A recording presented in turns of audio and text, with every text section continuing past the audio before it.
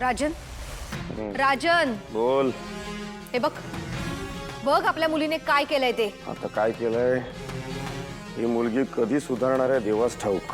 बघ तरी एकदा. बघू.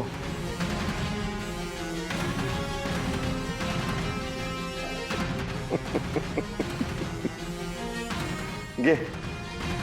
राजन, तुला हसायला येतंय? सिरियसली? परवा तुम्ही सगळेजण तिला काय काय बोललायत ना, त्यामुळे झालंय हे सगळं. एक मिनिट.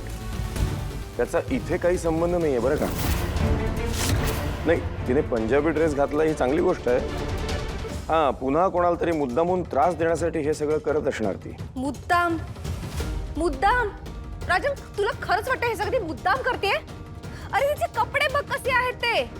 अरे ती खरंच सुधारलीये. रागिणी, कपडे बदलले म्हणून माणूस बदलत नाही हे तुमच्यापेक्षा चांगलं कोणाला कळू शकतं नाही का? राजन, तुझ्या सुधारण्याच्या नादामध्ये जर माझ्या मुलीने स्वतःचं काही बरं वाईट करून घेतलं ना, तर मी तुला सोडणार नाही. हा रागिणीचा शब्द आहे. राजन, तुमच्यामुळे तिची मान सगळ्यांसमोर अशी खाली असते. कोणाकडेही वर तोंड करून बोलत नाही. पण जर का तुम्ही लोकांनी तिला जास्त हुडूस तुडूस केलं ना, तर लक्षात ठेव गाठ माझ्याशी. काय म्हणालीस?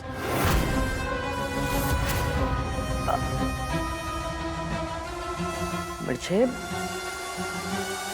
आज ती जी काही दबावाखाली आहे ती तुम्हा लोकांच्या तिला असं वागणूक देण्यामुळे आहे.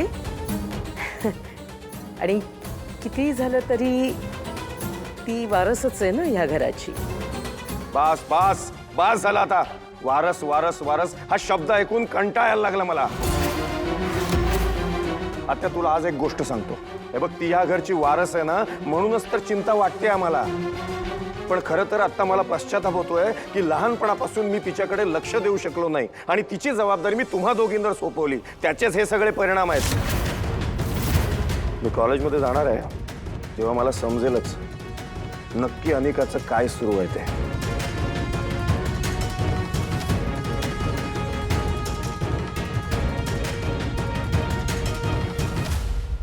नाही ग, काय बी झालं तरी ती माकडी बदलूच शकत नाही. हे होणं शक्यच नाही.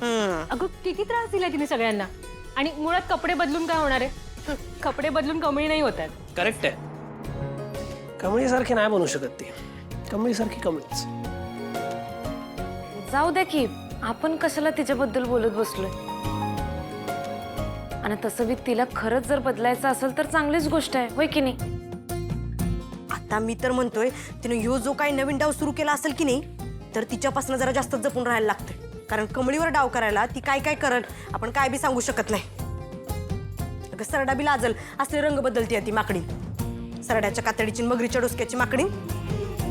हा, हे भारी आहे. सरड्याच्या कातडीची आणि मगरीच्या डोसक्याची माकडी. सरडा मगर काय? थांबा थांबा, आपण सगळे मिळून म्हणूया. ह्याच ए सरड्याच्या कातडीची मगरीच्या डोसक्याची माकडी माकडी. सरड्याच्या कातड्याची मगरीच्या डोसक्याची माकडी माकडी. सरड्याच्या कातड्याची मगरीच्या डोसक्याची माकडी माकडी. सरड्याच्या कातडीची मगरीच्या डोसक्याची माकडी माकडी. सरड्याच्या कातडीची बास. अगं काय चाललंय प्राजू? तू बी काय तिच्या नादाला लागतेस? उगा तिच्याबद्दल बोलायची काय गरज आहे का? जाऊ दे, तिला काय करायचंय ते करू दे. सध्या मला तर तिच्याबद्दल काही विचार करायचा नाही. मला सध्या बाकीच्या कॉलेजच्या विद्यार्थ्यांबद्दल विचार करायचा. मी जरा आलोच. स्टोरूम मध्ये जातो. एक मला रजिस्टर हुडकायचं आहे. बरं, चला आपण कॅन्टीन मध्ये जाऊयात. दादा तू येतोस? माझं लेक्चर आहे, तुम्ही जा. सरड्याच्या कातडीची आणि मगरीच्या डोसक्याची माकडी. हा अन्नपूर्णा मॅडम, बोला ना. हा, अरे ऋषी, कमळी आहे तुझ्यासोबत? मला जरा तिच्याशी बोलायचं होतं. अहो आता जस्ट गेली ती. 1 मिनिट होल्ड करा, मी देतो तिला. होल्ड करा.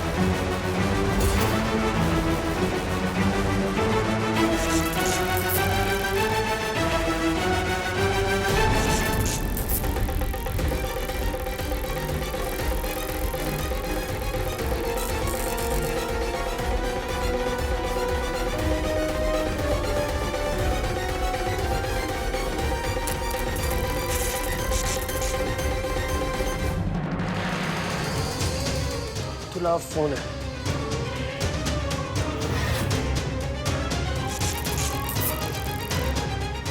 सॉरी मी घेतो.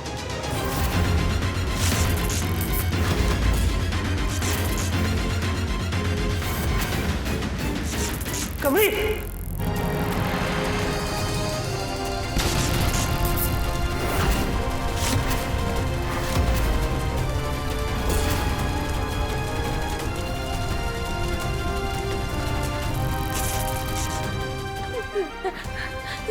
सर हे असं कसं झालं?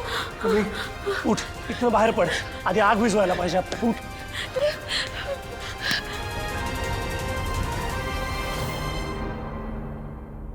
बरं तुम्ही दोघे बरे आहात ना? तुम्हाला काही लागलं नाही ना? हां कमळी? नाही ठीक आहे मी. ऋषी सर वेळेत आले म्हणून वाचलो, नाही तर पण हे असं झालंच कसं?